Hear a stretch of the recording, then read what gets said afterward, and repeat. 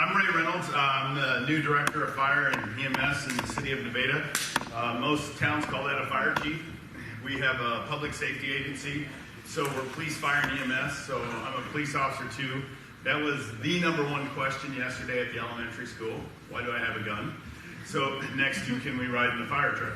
So we're going to talk about some office fire safety things, and how many people have kids at home? So I want to kind of impart some wisdom too that will maybe give you some inspiration for this week. This week is Fire Prevention Week. It is patented after the Great Chicago Fire of 1871.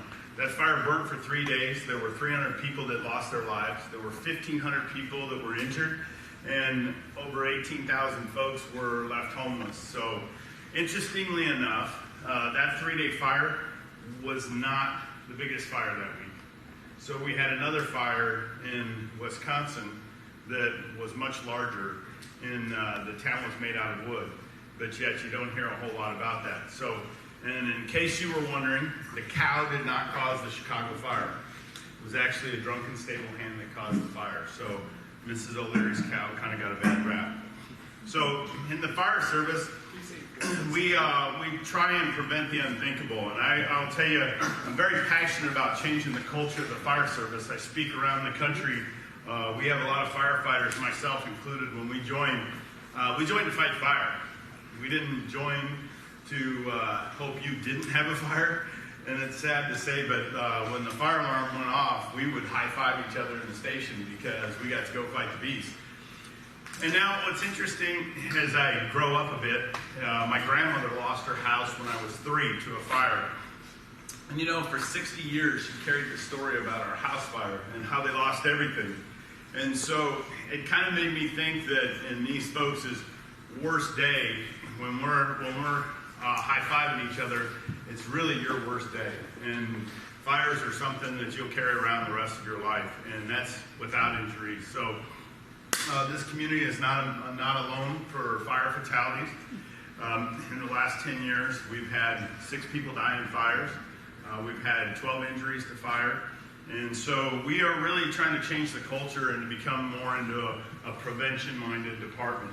You'll know a couple weeks ago we installed smoke alarms in over 366 homes we canvassed. So that's really kind of, we'll talk a little bit more about smoke alarms. So I got a chance to come in during break, so I know who the smokers are. So I'm really speaking to everyone though. Cigarettes have changed. The new reduced propensity cigarette, or as some folks call it, the safe cigarette, came out. It's got the little speed bumps in the cigarette. So those of you that smoke know that you now have to like suck on your cigarette a lot harder to keep it lit. And that's for that reason. We had a high incidence of fires inside homes. And so they developed this cigarette that would sort of self-extinguish if it wasn't actively smoked. The problem is, nationally, the law says they only have to work 25% of the time, and they only have to work on linen. So if you throw your cigarette in a trash can, 100% of the time it's going to fail. The other thing that's interesting we're seeing is a lot of outside fires as a result of unattended smoking. Smoking is the 3rd leading cause of fires in our state. And what's happening is, folks, as you know, when you visit somebody else's home and you smoke, you throw your cigarette out by the door, right? Because you don't walk into their home smoking.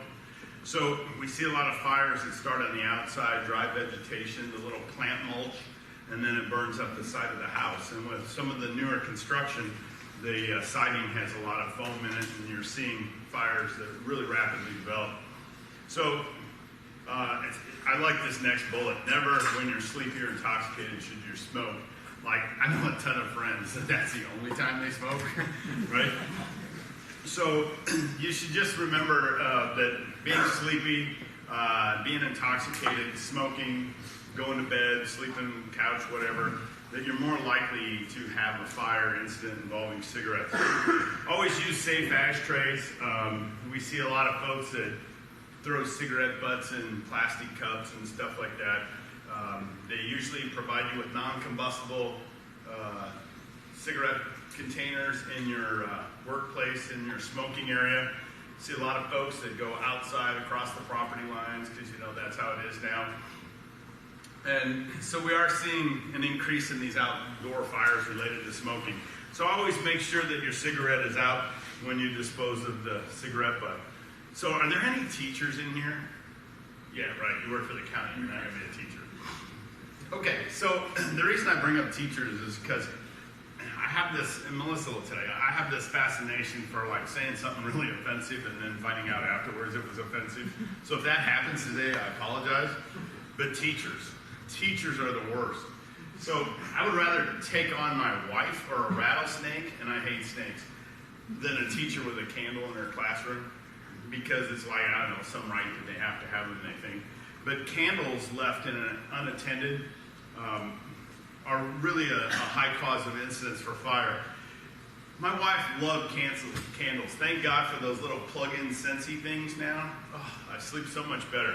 Because I'm telling you, if your house burns down, it doesn't make the front page of the news. When the fire chief's house burns down, it's like a big deal, right? So like my last job, I was a state fire marshal. That's even a bigger news story if the fire marshal burns his house down. So I kept trying to tell my wife that you gotta blow these candles out. So candles in the workplace, not a good idea. Secondary roads, guys, you don't really care, do you? Because I see you're not driving around in the grader or the dump truck or anything like that with a candle in it. But I do know that you're going to be in office spaces, and these are things that you may want to notice. So make sure that you blow candles out before you leave the room. Now, this does apply to secondary roads. I have a friend of mine who lives south of Highway 34, and he indicates that this is his house. So I had a guy from Story County this morning session that said, this is his house. So we like to call this redneck wiring. So when they take the thinnest piece of wire possible, put a plug on it and use it for an extension cord. So extension cords. The extension cord is used for a temporary application, not to exceed 30 days. This setup right here, this extension cord is not permanent wiring. Unfortunately, a lot of times in government, we work in older buildings that were never equipped to handle the amount of electricity we need these days. So surge strips with a UL tag on them are completely acceptable for voltage-sensitive equipment. Your computer, your cell phone charger, things that could really go bad if there was a surge in power. They are not meant for the Sensi candles, the electric pencil sharpener plug-in, and anything else that you would happen to plug in. Any item you have that has an electric cord should be plugged directly into the wall. If it's not, you really need to seriously evaluate how bad you need it or where your nearest outlets are. Now, I had some facilities management guys in the last class, and they were freaking out because they thought I was going to go tell everybody to go tell the facilities guys I need more outlets. Yeah, that ain't going to happen. So it's really important that you evaluate what you have plugged in. The other thing we see with extension cords is people put rugs and carpets over them. And so that's a really bad idea because this extension cord is designed to shed heat through the coating and all the insulation. When you put a carpet over it, you keep that heat in there and you're more likely to create a fire with the extension cord. The problem with this setup and the extension cord is you develop a lot of heat in an isolated place, and you typically will have a fire before it can trip the breaker and shut off the electrical system. So that's a problem. The other thing we see with carpets and rugs over cords is that you have a tendency to walk on the cord. And when you do that, you create a wear pattern and you break down the insulation and you have an inline resistance fault. If you're an electrician in the room, it's probably not the terminology you use, but I'm a fire chief, okay? So don't hold that against me. So the important thing is that extension cords are a temporary application and that things should be plugged directly into the wall. Space heaters.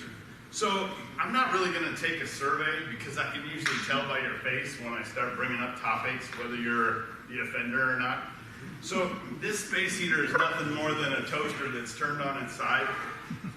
We do not like heaters that you can see the yellow coils. They're much more likely to catch combustible items on fire. If you do need, here's another facilities thing, They're not going to make it 72 in your office and 65 in the next one over, right? It just ain't going to happen. So if you need a space heater or some type of heater, we recommend that you use the radiator type heaters that heat up the internal oil, because those are UL rated as well, and they have less tendency to ignite items around. These little smaller desk units, a lot of times we see them under desks and purses around them and things like that. It's very important that you maintain a 3-foot clearance around any space heater so that that radiant heat can actually spread instead of be concentrated on things that light on fire. And again, never use an extension cord. These extension cords, the heaters pull about 1,500 watts of energy. Don't know what that means other than your lights flicker, right? Okay, I do know what it means, but I'm not going to go geek on you. So the idea is that it's pulling a lot of power, it's creating a lot of heat, and so you're likely to have some failures and fires. So let's talk about a safety plan. You know, yesterday I had, I don't know, it seemed like 1 million kids at the elementary school in our classes. I know it's only like 100, but like they just kept coming and coming. And so what's interesting about the schools is the state law requires that these kids do a fire drill twice a semester. So that equates to 4 a year. Sometimes they do more than that. What's interesting when we go into homes and put smoke alarms in there, I ask them, how many of you have done a fire drill at home? Not a one. Not a one. And so what's interesting about that is that we lost our last kid in a school fire in 1953, I think. Although schools have about 400 fires a year in Iowa, you're more likely to lose your life in a fire in your home. That's where people are dying. We lose about 5 to 7 kids a year in fires in homes. So this is my out of the office talk. The best thing you can do for your family, your grandkids, and it's also a pretty good team bonding experience as a family member, is to do a fire drill with them, because they haven't done it. I guarantee you they haven't done it. Except for firefighters' families, because we're all weird about that. Like my kid plays Xbox, and I always hit the smoke alarm when he's playing Xbox, and you can hear him stomping all the way up the stairs. Yeah. So I'm not that mean. Well, okay, yeah. So do me a favor, pick a spot out front, and because some of you are also on fire departments, and I know that you go into burning houses. If we can see a family out of a mailbox or at the end of the driveway, it kind of makes us tactically do things better.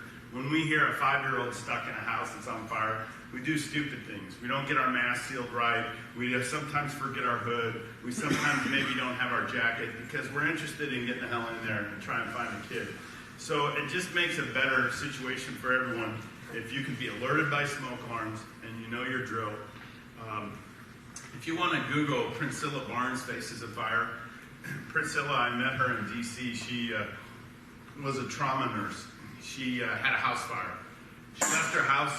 She couldn't find her daughter. She went back into the house. Something that we teach over and over and over, never go back in. But any good parent knows that come hell or high water, you're going back in to find your kid, as much as we tell them not. So she went in the house. She was burned 78% of her body. And her daughter was standing in the backyard. So she lost her husband. She lost her job. She's permanently disfigured, over 78% of her body. And it was because they didn't have a plan. And when there's a fire that happens, whether it's in your office or your home, we think we're all going to be awesome leaders. We're not. Ask any dispatcher that's listened to those calls. They're chaotic. They're scary. You can't see. You can't talk. And it's a bad environment. So the time to step up and be a leader is when you don't have that emergency. So if you could do anything that would like really make me happy, that would be cool to find out that you did a home safety drill. Same with the office. I asked folks earlier, raise your hand if you know where your office meeting place is. I got 2 hands, 3 hands, 4. So that's a discussion you want to have with your office manager, your supervisor. Hey, if we had a fire right now, where would we all meet? Because if half of you are on the south side of the admin building and half are on the north side, and we show up and we see 10 people, we're probably going to do stupid things again. We're going to go find out where everybody's at. So that's really important for you to have that organized meeting place. Smoke alarms. As a personal project of mine, we've put in about 52,000 smoke alarms in Iowa in the last 3 years. We were targeting homes where kids have died. And Lake City was kind of the first one that started off for us when the 4 kids in Lake City died. The thing is, we find the number one failure is the battery. It's not the alarm. Dual sensor smoke alarms are the law, but we are now in a place where we're talking to the fire marshal and talking about changing that law. We care very little about what type of alarm you have, just that it works and it's in your home. And so now you're seeing the industry go with these sealed battery 10-year alarms. So your buildings have a fire alarm that's part of the system, and that is different than a home smoke alarm. If you have a smoke alarm, you pull it down and check it. They last 10 years, unless you've had a door-to-door salesperson come to your house. Those they go up to 20 and 30 years, MasterGuard or something like that. But you're going to pay for that system. It's very expensive. Works great though. But these batteries here, the 10-year batteries, if you pull a smoke alarm off the wall and there's a wire attached to it, it's got a little white plastic clip or red clip. You can just unclip it, look at the back of it. It'll probably be BRK or something like that, which is First Alert. And you can go on a website and they'll tell you they sell them at Target, at Lowe's, or anything like that. So we've been working with the fire alarm industry to try and get a universal clip so that you could just put any electric detector back on the wall. But of course, it's kind of about money, and they don't really want to be selling other people's smoke alarms. So 86% of our fatalities in the state over the last 5 years have died with a non-working smoke alarm. And that's pretty sad when these are so preventable. These fires are so preventable. These deaths are preventable. And so what we want you to do is check your smoke alarms and replace your batteries. Every 6 months is ideal. If you get the 10-year alarms, you can put them up and don't touch them. I know that sounds weird, but in 10 years, the smoke alarm's going to start chirping. You know, that little every 30-second chirp that tells you your battery's, like, I don't know what else they could do but have voice command. Hey, your battery's dead.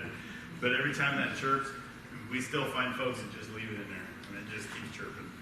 But that means your battery's dead. At the end of 10 years with these alarms, when it starts chirping, you take it down and throw it away.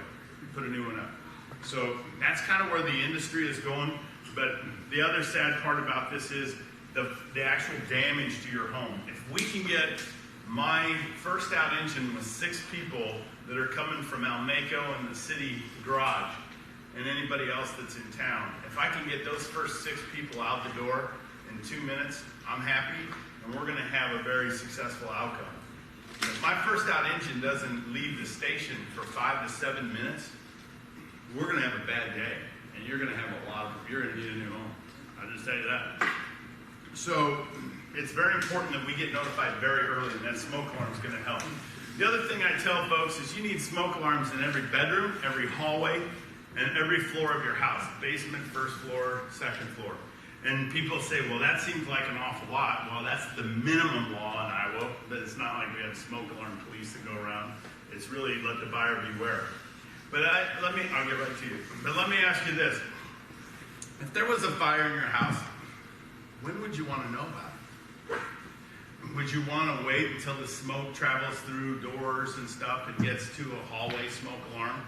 Or would you want to know in the room where the fire started? And most people say, I want to know exactly when that fire starts. Question, ma'am?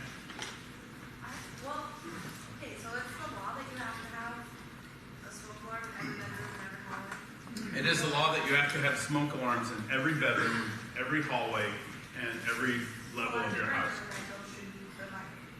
The landlord, yes, should provide those. Here's the caveat. Many landlords I've talked to said, oh, I put them in. And now it's your word versus the landlord. Here's a better option. You live in Nevada? I'll get you smoke alarms and I'll talk to Ames and we'll get them put in. But the landlord should put them in. If you live in our fire district, call me. I will come to your house and personally install them.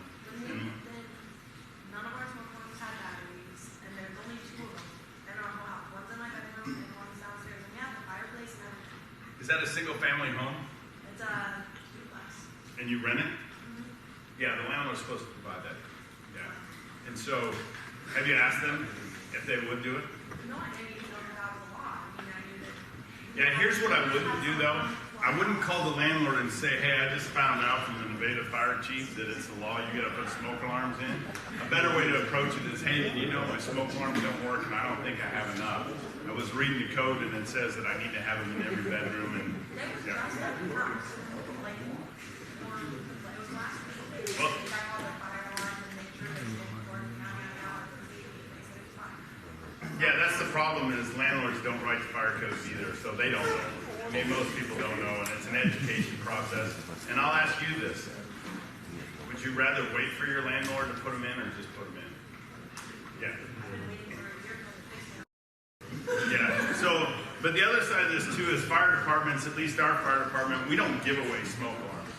We won't. Because we find too often they sit in a shelf or in a drawer. We're going to physically put them in. Our firefighters will put them in. And so if you want a smoke alarm from us, we're going to put it in. So, great. So, smoke alarms and an exit plan. Let's talk about exits. Anytime you're in a room and there's more than 50 people in that room, you need to have emergency lighting units, you need to have illuminated exit signs, and you need to have pull stations by the door, and you need to have panic hardware. See any problems? Yeah, I'm not here to poke fun at the building, okay? But that's the thing that we all take for granted. This building has to save our lives. And if I were to tell you there was a fire, I guarantee you 90% of you would go out that door because that's the door you came in on. Another thing that really my wife hates is we go out to eat and I give Nathan our fire plan. So like she wants to know what we're ordering and I said, okay, here's what we're ordering. If there's a fire, we're going to go out this door because everybody's going to go out that door. And she's like, would you just look at the damn menu? I'm like, this is serious stuff. So that's another geek thing firefighters do, am I right? So when you walk into a place, look around, find 2 ways out of that place. Yes, ma'am. This is good actually because when I'm done here, I have to go back to some apartment staff about fire safety. What would you do in the case of 2 handicapped or semi-handicapped people, giving them an alternate escape route from the door? Very good question. What would you do if they had handicapped folks that you were trying to give them a second way out? There are some times that we tell people to shelter in place. And what we have found is even the flimsiest of doors will sometimes hold a fire for 20 minutes. I would hope if we know where those folks are, that we would have the ability to extinguish the fire and get them for a rescue. A lot goes into it. I mean, on the second floor, which it shouldn't be if they have handicap. First floor, do they have other direct access out? Is it something where we could get them out a window? They're on the first floor, but I was wondering how feasible it is to expect them to be able to get out of the Not. It's not. But if your building's on fire, and I have Chris Melton, Jeff Stensland, and a few other of our brutes, Joe Mosel, we're going to get you out a window. So, but we also have other tools too, where we can make the window a door and other things like that. So, some of it isn't always about getting people out. Some of it's about having a plan. And we found this at the State House. Fire alarm went off, and the only people that didn't exit were the people in wheelchairs. And we said, we got a problem here. And so they put signs in and shoots, the chairs, stair chairs. So, and we can talk more afterwards if you want specifics too. There's other things out in the market that'll help as well. I might call you later because I can be there at a specific time. Is it here in town? No, it's in it. Okay. Yeah, absolutely. So be thinking about your exit in any building that you go to, especially in a building that you don't hang out with all the time. Like I know the mothership at Story County, the Rose guys, like you don't want to go to the mothership, right? So, but every now and then you got to go, fill out a form or do something. It's very important when you get there to look around. If you haven't noticed the admin building, that's a maze. Like I went in the back door and ended up in records or something and said, oh, hey, how do I find Keith Morgan? So they said, you're the new guy. That's what happens when you give me a key fob. I go in the wrong door. So the other thing is, we talked about exits should be easily recognizable. And here's another thing. You notice that we always put illuminated exit signs up above doors. Where's the smoke go? Up. So that's why in hotels now you're starting to see them down low on the floor. And the reason we don't do that in schools is because the kids would kick them all and destroy them. So we can't account for all that. But you'll notice in this picture you have the exit sign, panic hardware, instructions about where to go in the fire, and then the pull station next to the door. Locks. We see a lot of buildings that have these hasp locks, padlocks, and in fact I went to one of our school buildings and they had a storage room and they had that padlock on it like this, and they had the padlock opened, and I asked the teacher if she would go inside for a second and get something for me, and she did, and I shut the padlock off and I put the padlock on it. I didn't lock it. I mean, I'm not that heartless. Come on, people, you're looking at me like I kicked a dog or something.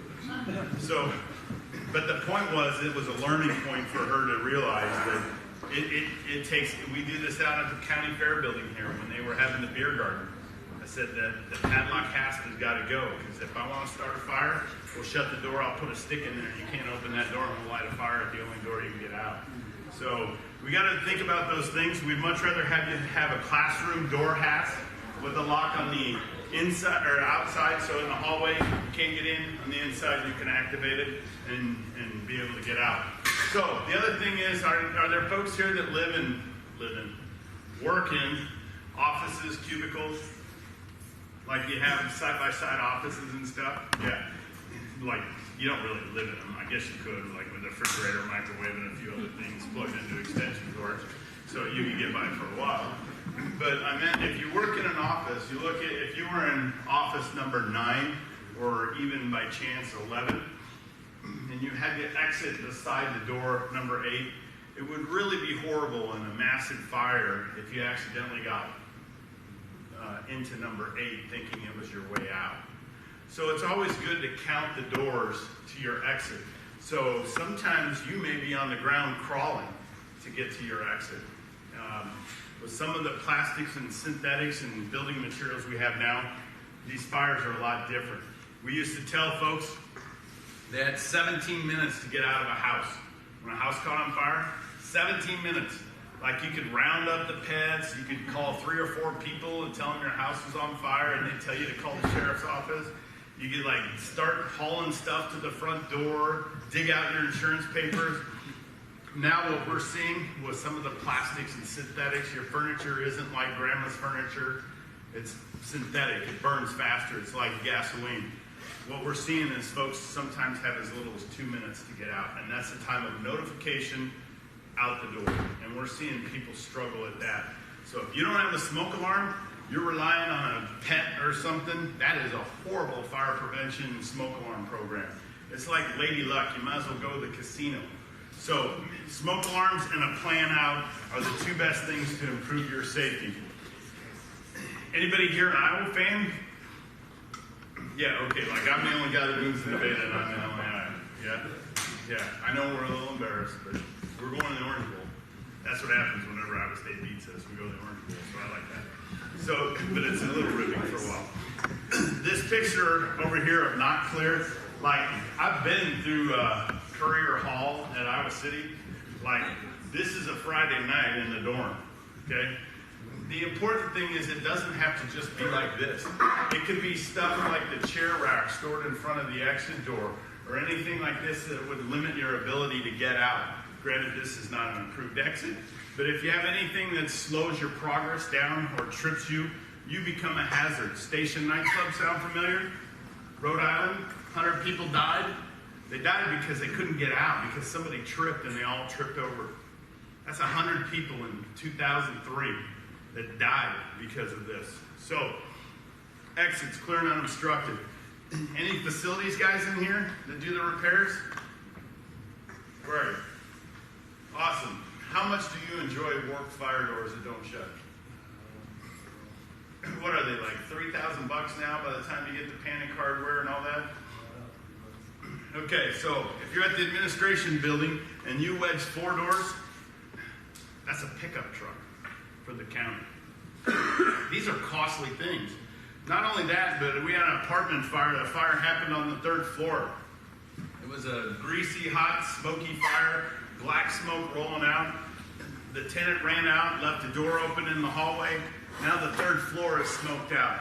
Because everybody likes the convenience of having open doors in the hallway, we wedged both doors open on the sides. So now the smoke not only transfers through the third floor, but it's in your protected 1-hour stairwell that everybody's going to use to get out of the building. Now we've got damage in the second floor because those doors are wedged as well. So the best thing you can do during a fire, get out, shut the door. Because if we can smother that fire out, we can reduce the damage. You wedge a door, it's going to warp, and I guarantee you it's not going to shut. Our school here, like I was so tickled to do the inspection this month. Every classroom door is on an electromag, so when the fire alarm goes off, they all shut. No door wedges, like, it was amazing. It's the first school I've ever seen that does that. So if you have a problem place where people are wedging doors, get the electromag and keep that door open tied to the fire alarm, because that is how you save money, and that's how you ensure that your building integrity is going to be maintained. So remember, when there's a fire, get out, stay out. Don't go back in. I don't care if it's your purse, your car keys. There's nothing in that building that can't be replaced. If you think about it, there's nothing that you own that can't be replaced except for your life. Have your meeting place and call 911. Now, the dispatchers hate me when I tell a room of 75 people to call 911 at the same time, but you really have to do it. Because you can't always assume that somebody else is going to call. There's a lot of people that don't call 911 because they're scared of who they are, what they're going to say, and if it's the right time. So, I'm not going to go into the fire extinguisher stuff, but you all know the acronym PASS, and I appreciate your attendance. And so we'll do this again for the next group. Are there any questions for me before you leave? I know it's a crash course on fire prevention, but please go home, check your smoke alarms, and do your fire drill. Thank you.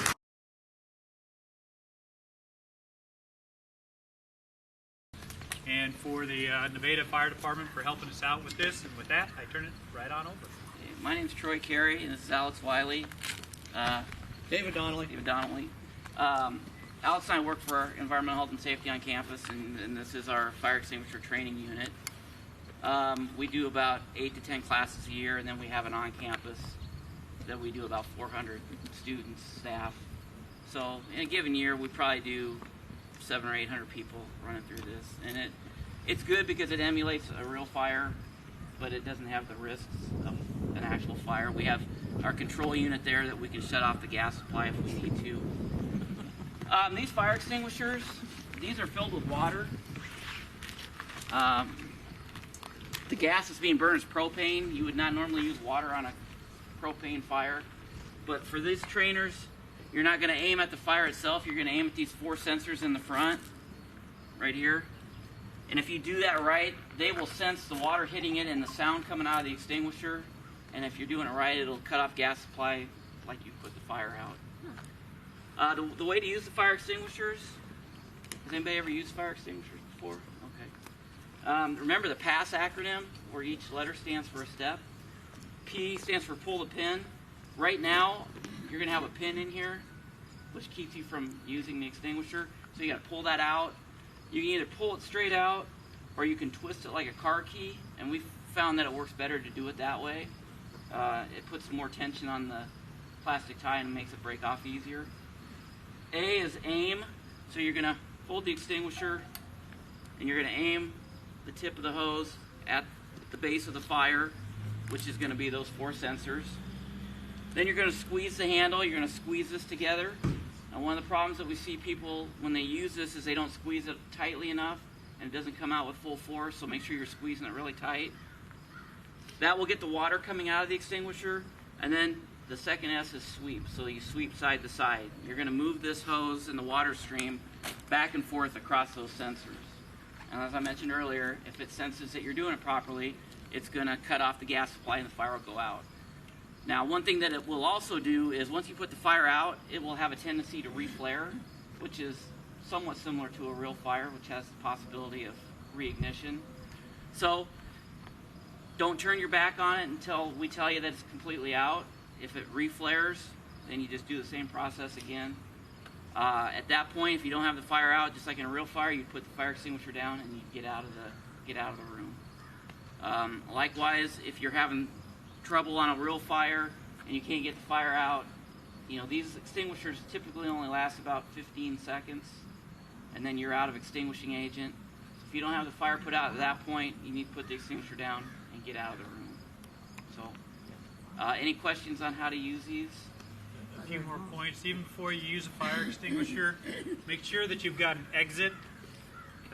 Don't try and fight it. Your primary is your own life safety. So if need be, get out of there. It's best to have two people, so if something should happen to you, that other person can drag you out. But two key things: make sure you've got an exit, and make sure somebody's there with you to help you. If not, let the professionals handle it. And make sure that exit's behind you. Yes. So that Not on the other side of the fire. you don't want the fire coming between you and the exit. I mean, at Iowa State, what we tell people is they're under no obligation to use a fire extinguisher if they're not comfortable doing it, even if they've been through training. I mean, we would tell those people, just put the fire extinguisher, just get out of the room, don't even mess with it. Call 911. Exactly. Our success rate on campus with people using fire extinguishers is really high.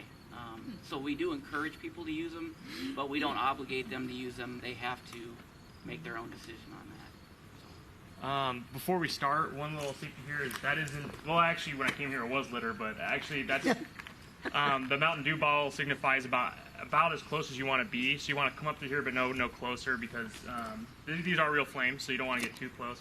And the optimum range for this and most extinguishers is around like 6 to 8 feet. So right about where I'm standing here is where you're going to want to attempt to put the fire out. Couple things is how you can tell if you're sweeping too slow. It'll start to reignite on the opposite side, which can happen, especially if you're fighting a flammable liquids fire. And if you're going too fast, it won't go down at all. It won't go down at all because you're not lingering enough at where the flames are. Found that it responds best if you aim just like if you're scraping the tops of the sensors. Sometimes if you go right at them, and especially if the extinguisher has a lot of pressure, it kind of messes it up. But you want to still aim at them, but you're also aiming at the base of flames, because what that teaches you is that you want to make sure that you're putting the extinguishing agent where the actual chemical reaction is, not the flames themselves. If you shoot a fire extinguisher in the flames, nothing's going to happen. You need to get it into the base of the flame so you can smother the source of the fuel and where the oxygen's mixing and where the actual combustion reaction is happening. So if we suck really bad at that and we get it above there, how bad are we gonna mess it up? Well, it just won't go down. Okay. You're not going to mess up the You won't mess anything up. fire out. You just won't put the fire out. Yeah. So just remember, just kind of remember, you want to keep like in an even plane. So just like you're kind of sweeping at a level plane. Aim at those sensors, go all the way left, all the way right, nice, even pace. And then, like I said, if you're going too slow, the other side will reignite. If you're going too fast, nothing will go down at all. Without further ado, Who wants to step up and be who wants to be the first volunteer? Yes, right here. All right, here you go. I don't. All right. 'Cause I will. No, they're not there. I turned the other way. There we go. So how There you you're go. doing it here is how you should be doing it at home. One thing when you're pulling that pin out, Yep. Okay. make sure you're not squeezing the handle. You can go ahead and just drop that The pin pin on will the get ground. stuck in there and it won't come out. Oh, yeah. So go ahead and drop it. Okay. Now you're going to aim, base the flames, squeeze the handle.